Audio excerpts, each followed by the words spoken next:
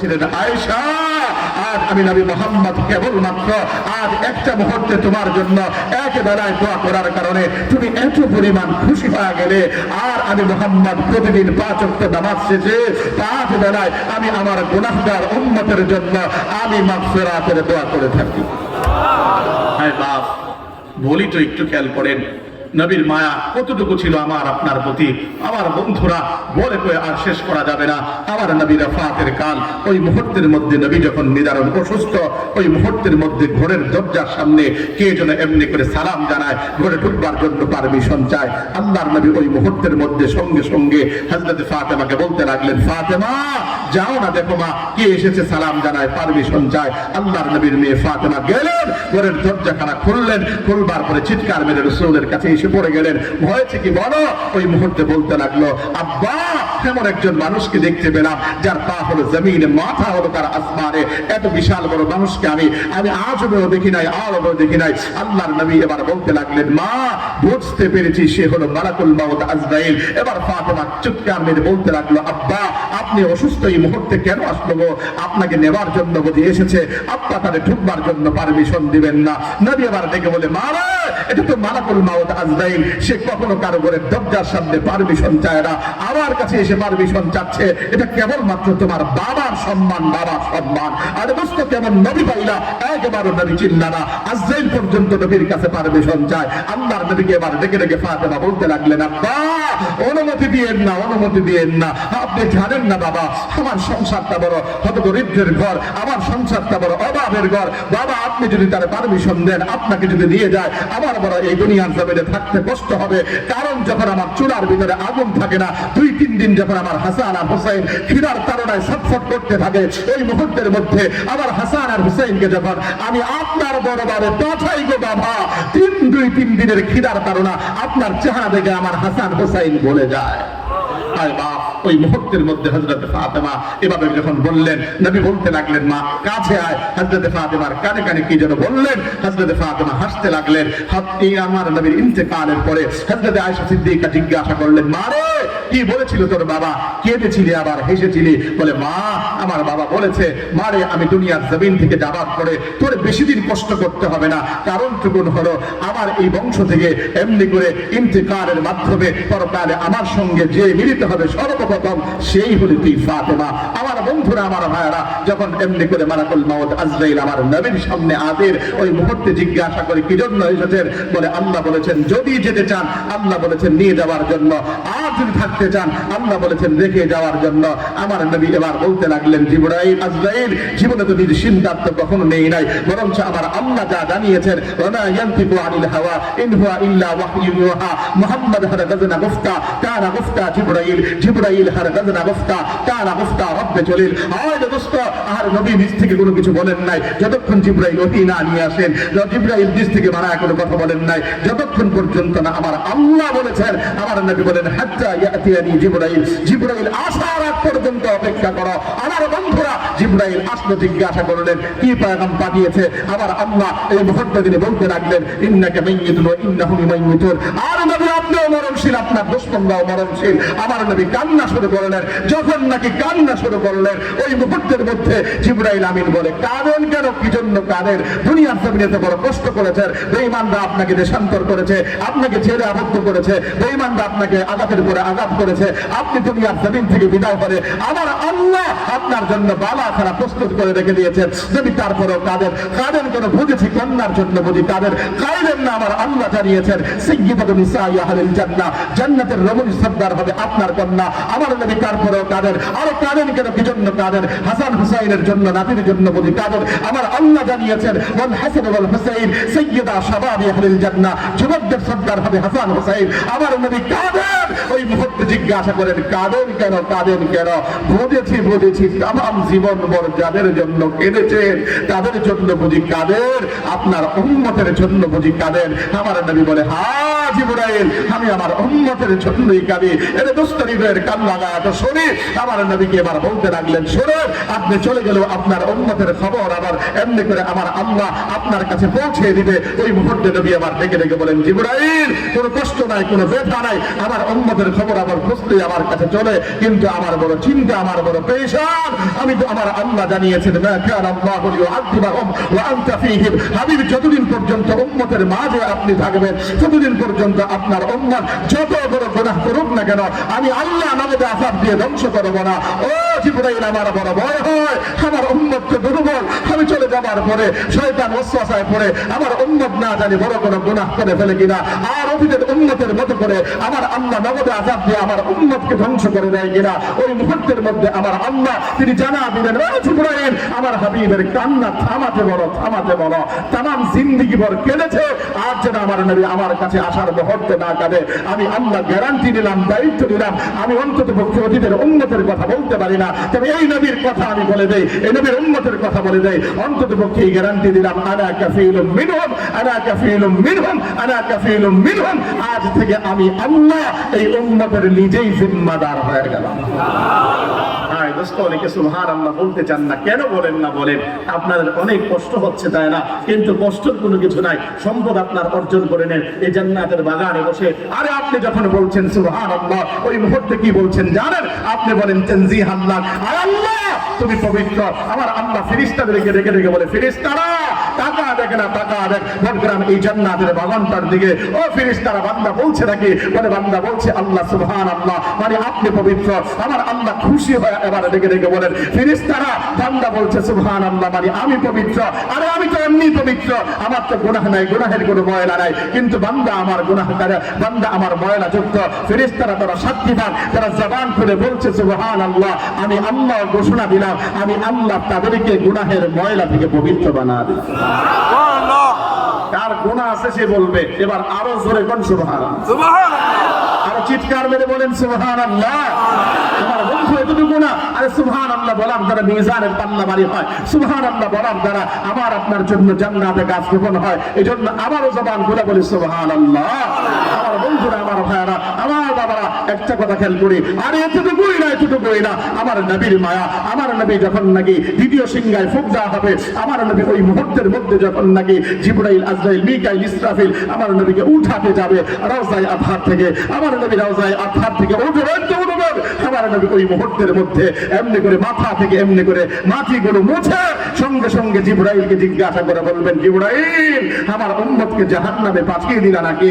আজ আমাকে উঠার জন্য আল্লাহ নাকি? ওই মুহূর্তে জিবরাইল বলবেন, না গো না হাবিব, আপনাকে এখনো পর্যন্ত আপনার উম্মতকে উঠানো হয় নাই, আর এখনো পর্যন্ত কেউই উঠে নাই, আপনি সর্বপ্রথম উঠলেন। আমার আল্লাহ আমার নবীকে মাকামে মাহমুদ দিবেন, বসবেন, আমার আল্লাহ বলবেন বসেন, আমার নবী আবার ডেকে ডেকে বলবেন, আল্লাহ যদি বসে যাই গো আমার উম্মতের জন্য মিজানের পাল্লায় দৌড়াবে কে? আমার উম্মতের জন্য এভাবে করে করে হাউজে কাউসারে দৌড়াবে কে? আমার উম্মতের জন্য এভাবে পুলসিরাতে দৌড়াবে কে? আমার উম্মতের জন্য জাহান্নামের গেটে দৌড়াবে কে? ও আল্লাহ, আমি যদি বসে যাই অন্তত বলতে আমার উম্মতের জন্য দৌড়ানোর কেউ থাকবে না। কাজে যতক্ষণ পর্যন্ত না উম্মতের চূড়ান্ত ফায়সালা না হবে ততক্ষণ পর্যন্ত আমি বসবো না। করে কন্যা সুবহানাল্লাহ। আমার বন্ধুরা, আমার ভাইয়ারা, এজন্য ওই নবীর জন্য মায়া দিলের মধ্যে রাখার দরকার আছে না নাই? আর চিৎকার মেরে বলেন, আছে না নাই?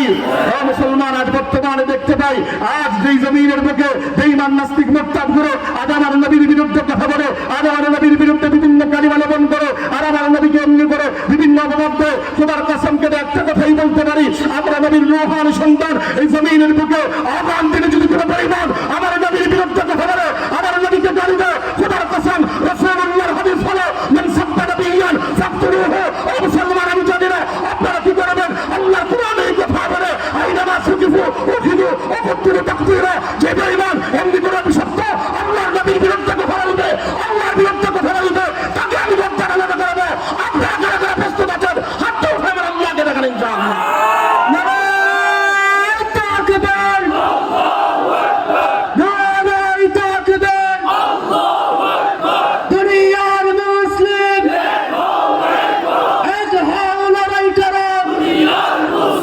সাবিলুনা সাবিলুনা তরিকুনা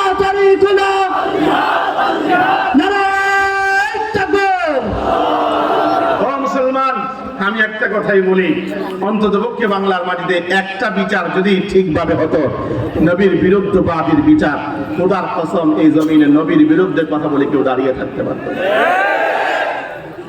সবার মুখটা খুলে না, আরো জোরে বলেন ঠিক না?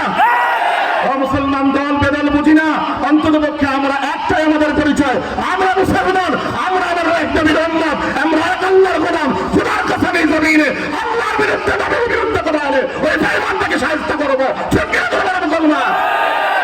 অতীতের সরকারের আমলে আমরা দেখেছি নেত্রীর বিরুদ্ধে কথা হলে সঙ্গে সঙ্গে ট্রাইব্যুনাল গঠন করে বিচার হতো। অতীতের সরকারের আমলে আমরা দেখেছি নেতার বিরুদ্ধে কথা হলে সঙ্গে সঙ্গে ট্রাইব্যুনাল গঠন করে এই দেশের ভিতরে এমনি করে বিচার হতো।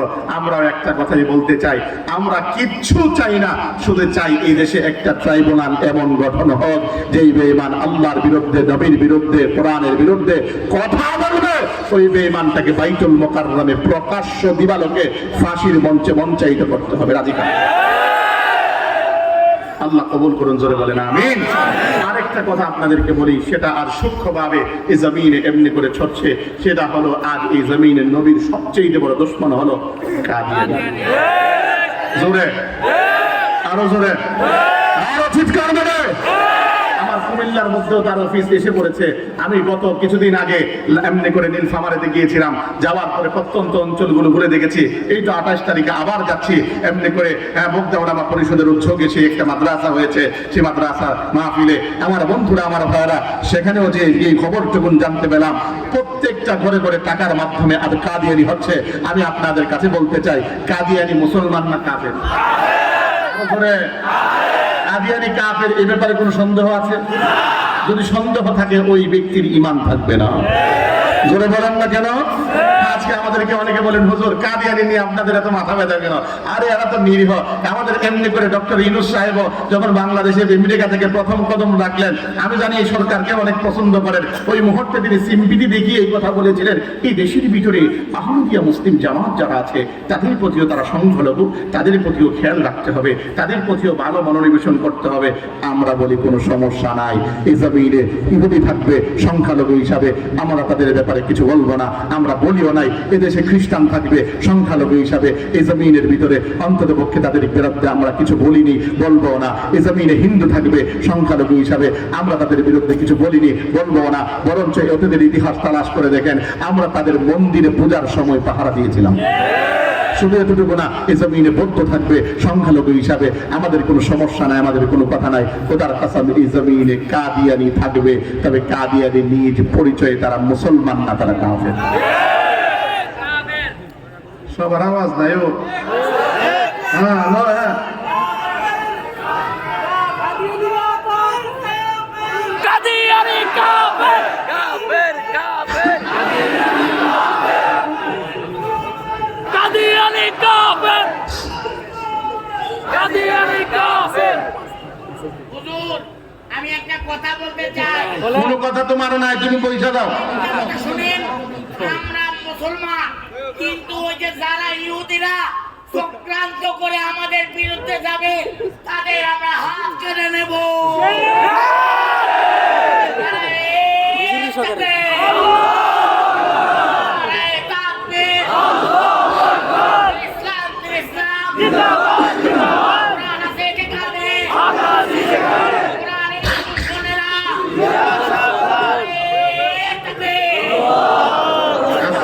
অনেকে হাসলেন, অনেকের জন্য আমার আফসোস হলো। আপনারা হাসলেন, কিন্তু আমার আফসোস এজন্যই হলো যে আপনাদের হাসা উচিত হয়নি, কারণ তার মানসিক ভারসাম্য যদিও হারিয়েছে, কিন্তু ইসলামের বেলায় সঠিক আছে। আপনি সুস্থ মস্তিষ্ক মানুষ হয়েও এই কথাটা বলতে পারলেন না, আপনি আপনার বিবেক থাকার পরেও আপনি বলতে পারলেন না। আমি বলি আপনার ঈমানের দুর্বলতা আছে। আমি একটা কথাই বলে যেতে চাই, কুমিল্লার বটগ্রামের মুসলমান, আমার সদর দক্ষিণের মুসলমান, এই কথাটুকুন বলতে পারি, সেই কথাটুকুন হলো, ভুলে গেলে চলবে না। তোমার আমার রক্ত কণিকায় বলছে হযরত ওমরের রক্ত, তোমার আমার রক্ত কণিকায় বলছে হযরত খালিদ বিন ওয়ালিদের রক্ত, তোমার আমার রক্ত কণিকায় বলছে সাইয়্যিদুল ওমর হামজা, সাইয়্যিদুল শুহাদা আমির হামজার রক্ত। কাজে একটা কথাই বলতে পারি, সেই কথাটুকুন হলো, তারা বাতিলের বিরুদ্ধে তোমরা আপোষ করে নাই, এমনি ভাবে এই জমিনে আমরা করব না, যেমন আল্লাহ অনুভব করেননি। ভাইটাকে আমার আল্লাহ হায়াতে তৈয়বা দান করুন, বলেন আমিন। ওমরের যোগ্য উত্তরসূরি হিসাবে কবুল করুন, ধরে বলেন আমিন। আমি আপনাদের কাছে একটা কথাই বলতে চাই মুসলমান, না না না না না তারপরে আর একটাই ডায়লগ কি লেখা জানেন? জোতার কেন আমরা যখন সর্বনাই খাই এদের চলে, আমরা সর্বনাই খাবো, যতদিন বেঁচে থাকবো আমরা সর্বনা পিসাবের মাহফিল করবো। মারহাবা, আমরা তুমি বসো বসো বসো। আন্না মাশাআল্লাহ, নারে তাকবীর। হ্যাঁ কোন আমার বন্ধুরা আর রাখো। আর দোয়া করো।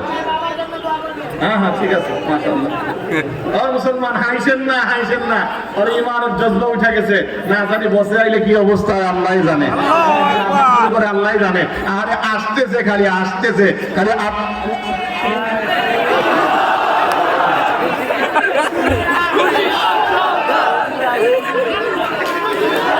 ইসলামের দ্বিতীয় নাম্বার খলিফা হযরত ওমর জোরে কোন সুবহানাল্লাহ। আল্লাহ তার বেলায় দোয়াকে কবুল করলেন। যখন দোয়া কবুল করলেন, আল্লাহর নবী বিশ্বনবী রাহমাতাল লিল আলামিনের কাছে এবার এসে নবীজিকে বলতে লাগলেন, ওগো নবীজি জানতে চাই মুসলমানের সৈন্য সংখ্যা কত? আমার নবী এবার ডেকে ডেকে বলেন, ওমর তোমাকে নিয়ে কেবল মাত্র 40 জন, আর নবীর তামাম পৃথিবীর বেঈমান মুসলমান কেবল কয়জন? আমরা কত এখন? 200 কোটি, কিন্তু আমগরে পিটায় আমরা দৌড়াই। কথা কোন? হযরত ওমর ইবনে খাত্তাব রাদিয়াল্লাহু তাআলা আনহু নবীকে এবার করে বললেন, ইয়া রাসূলুল্লাহ চলেন একটু বাইতুল্লাহর সামনে যাই। আমি এই প্রসঙ্গে কথাটা বলতে চাই। যখন বাইতুল্লাহর সামনে গেলেন, আল্লাহর নবীকে এবার বলতে লাগলেন, ইয়া রাসূলুল্লাহ আজকে এই জায়গায় দাঁড়িয়ে একটা ঘোষণা দিতে চাই। আমার নবী এবার বলে, ওমর কি ঘোষণা দিবা? আমার নবী এবার বলতে লাগলেন, নবীকে বলতে লাগলেন, ইয়া রাসূলুল্লাহ একটু ঘোষণাখানা শোনেন।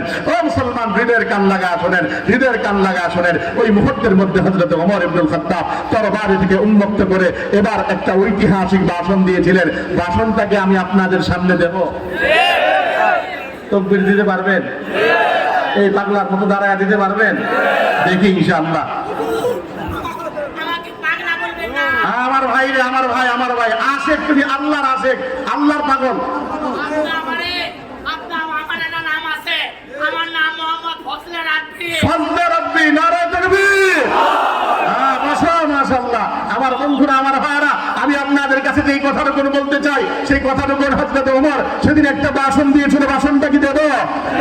হ্যাঁ মুসলমান, আমি আপনাদের কাছে বলি, হযরত ওমর সেদিন বলেছিলেন, ও মক্কার কাফের মুশরিকরা তোমরা ভালো করে শোনো, আমি খাত্তাবের ছেলে ওমর ঘোষণা করছি, কেউ যদি তার মায়ের কোলকে খালি করতে চাও, কেউ যদি তার স্ত্রীকে বিধবা করতে চাও, কেউ যদি তার মা এবং সন্তানকে পিতৃহারা করতে চাও, আসো ইসলামের কাজে বাধা দাও, আসো আমার নবীর গায়ে আঘাত করো, আসো আযানকে বন্ধ করার চেষ্টা করো, আসো পর্দাকে উঠানোর চেষ্টা করো, আমি ওর গদ্দানকে আলাদা করে দিব। ও কুমিল্লার মুসলমান, আজ বাংলার বাড়িতে বড় গোবিন্দ নাই, কিন্তু বড় গোবিন্দের কেটার ধরা রয়ে গিয়েছে। যারা বাংলার জমিন থেকে ইসলামকে মিটিয়ে দেওয়ার চায়, যারা বাংলার জমিন থেকে ইসলাম শিক্ষাকে বন্ধ করবার চায়, যারা বাংলার জমিন থেকে আযানকে বন্ধ করবার চায়, তাদের বিরুদ্ধে যদি আমাদের রহমানের হক আল্লাহ হিব্বুল্লাহ দাবি করি, তাদের বিরুদ্ধে যদি আমাদের নবী নূরুল হক দাবি হুজুর, তাদের বিরুদ্ধে যদি আল্লাহ নামুল হক, তাদের বিরুদ্ধে যদি আল্লাহ রাসূলুল্লাহ নবী খালি সাইফুল্লাহ নবী, আল্লাহ হাসান জামিল, আল্লাহ আব্দুল বাসিত খান ডাক দিয়ে বুকের তাজা দিয়ে তাদেরকে প্রতিহত করতে প্রস্তুত করা হলো। হাতটা উঠায় আল্লাহকে দেখা।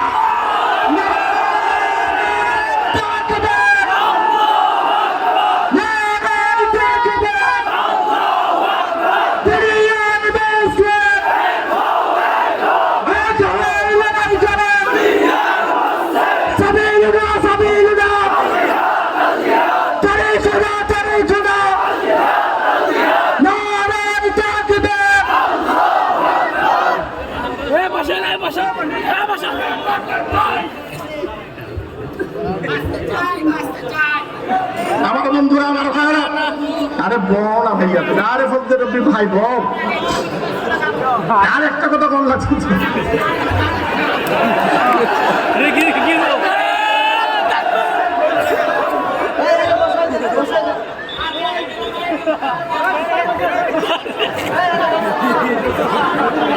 প্রধানমন্ত্রীকে খুশি করতে, আরে এমনি করে তিনার দেশ সিঙ্গাইরের ওই জমিনের ভিতরে যখন নাকি ওই মুহূর্তের মধ্যে তিনি এভাবে মধুর মেলা বসায়া বিভিন্ন আউল আর বাউল আর ফাউলদেরকে দিয়া গান করাইতো। আহারে যেই জমিনের ভিতরে আল্লামা সুলতানুল ওয়াইজিনের জন্য এমন ব্যক্তিকে তার ওয়াজকে নিষিদ্ধ করত, ওই জমিনের ভিতরে শতবার তাকে বারণ করেছে।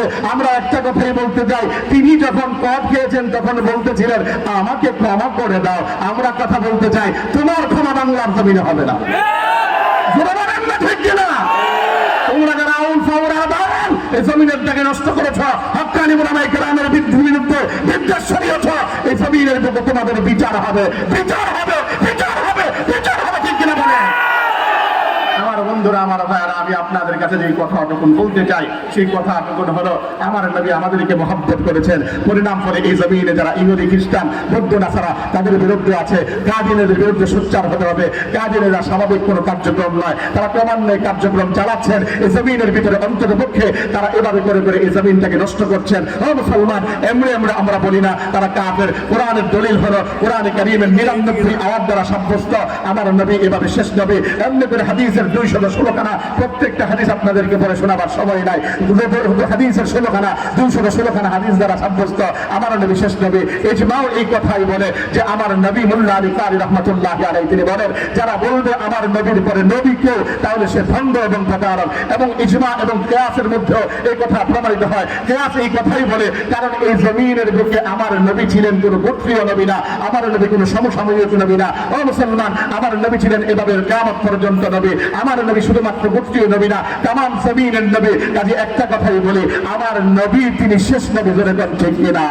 আমার আল্লাহ এভাবে বলেন, মা কানা মুহাম্মাদুন আবা আহাদিন মির রিজালিকুম ওয়ালাকিন রাসূলুল্লাহি ওয়া খাতামান নাবিয়্যিন। এই আয়াত দ্বারা সাব্যস্ত হয় আমার নবী রাসূল নবী। আমার নবী বলেন আলা খাতামান নবী লা নাবিয়্যা বাদি। উম্মত জেনে রেখো আমি নবী, আমার পরে আর কোনো নবী নাই। আমার নবী বলেন উম্মত নবুয়তের একখানা দেওয়াল আমার আল্লাহ বানিয়েছেন, ওই দেওয়ালের মধ্যে একটা ইটকে অবলম্বনে রেখেছেন। আমি রাসূলুল্লাহ আসবার পরে ওই ইটকে আমার আল্লাহ পূর্ণ করে দিয়েছেন। ও আমার মুসলমান, আমরা একটা কথাই বলতে চাই, 2013 সালে 12-13 দফার একটা দফা এটাই ছিল, এই জমিনের বুকে কাদিয়ানীদেরকে মুসলিম ঘোষণা করা। ওই মুহূর্তে এই জমিনে কাদিয়ানীদেরকে মুসলিম ঘোষণা করা হয় নাই, বরঞ্চ আশিকের রাসূলদের বুকে গুলি করে চাঁদা করেছে রাতের অন্ধকারে। ও মুসলমান, আমি একটা কথাই বলতে চাই, কেন কাফের ঘোষণা করা হবে না? 1974 সালে 120টা দেশ মিলে সৌদি আরবের মাটিতে তাদের মতো দর্শককে অ্যানালাইসিস করে তাদেরকে কাফের ঘোষণা করা হয়েছিল 74 সাল থেকে। কেন বাংলার জমিনে হবে না? 92% মুসলমানের এই জমিনে কাদিয়ানীদেরকে মুসলিম ঘোষণা করতে হবে। মুসলমানের আওয়াজ তুলতে চাই এই জমিনের বুকে। আমার নবী রাফাতের পরে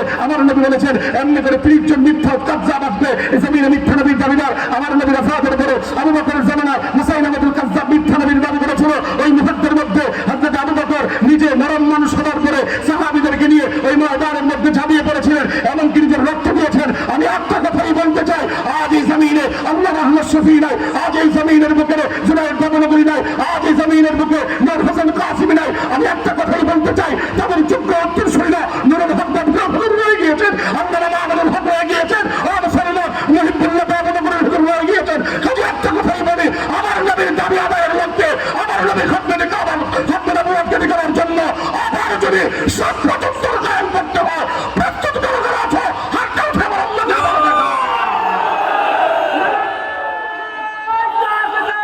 আল্লাহু আকবার,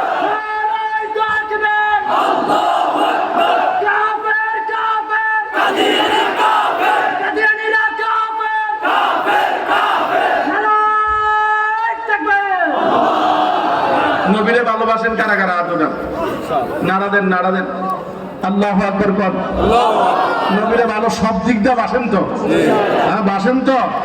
এবার আপনাদের কাছে একটা বলি, আমার আল্লাহ কয় ফাসাল্লি, নবী আপনি রবের জন্য নামাজ পড়েন।